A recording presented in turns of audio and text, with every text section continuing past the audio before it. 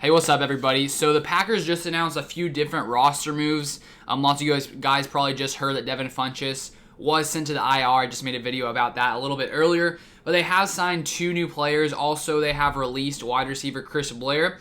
So I'm going to go over a little bit of a background on these two new guys that the Packers just now have signed. But if you guys are new here, you want to see Packers content, Packers news, all things Packers, I put it out on this channel probably 2 to 3 times a day. So you want to see that, make sure you guys subscribe to the channel and turn on those notifications. So right when I send out the news, you guys get it sent right to your phone.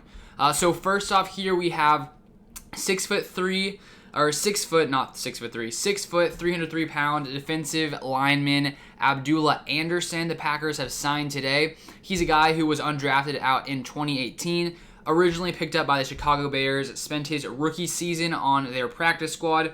Then in 2019, he spent lots of time between the Bears practice squad as well as the active roster, where he was called up to the active roster for 6 different games. Then in 2020, he joins the Vikings practice squad in the early part of that season, and then is moved to their active roster in November.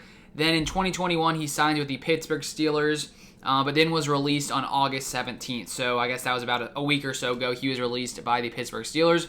So the Packers add another defensive lineman. Obviously, there's lots of guys right now on the Packers sort of fighting for those final roster spots. So does this guy have a chance to beat out any of those guys? Honestly, I'm not too sure. Don't know too much about this guy. But I think it'll be tough for him to beat out the guys who have already been there. But, we'll see what happens with him. Then the second guy the Packers have signed is cornerback Steven Denmark, 6'2", 220-pound cornerback. He was actually drafted by the Bears in the 7th round of the 2019 NFL Draft. He then spent his rookie season and part of 2020 on the Bears practice squad, and then later in the 2020 season, he spent time on the Bears practice squad as well. Then he got signed by the Steelers as well this offseason and was also released on August 17th.